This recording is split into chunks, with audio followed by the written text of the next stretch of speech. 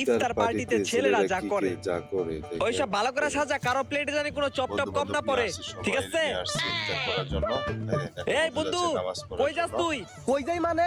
আরে বেটা আসরের নামাজের টাইম হয়ে গেছে গা, নামাজ পড়তে যাইতেছি, আর একটু পর তো ইফতার করতে হইব। আসরে নামাজ পড়তে যাইতেছস?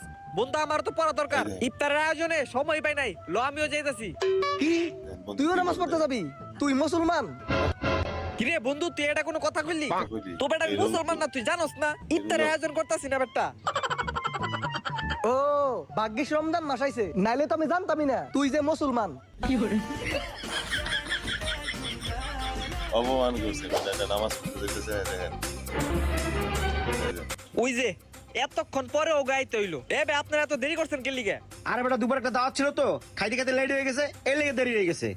ও ঠিক আছে। কি এই ভারত দাঁড়া, বসার আগে সবাই একসাথে ইফতারি করতেছি, আর একটা গ্রুপ সেলফি তুলি।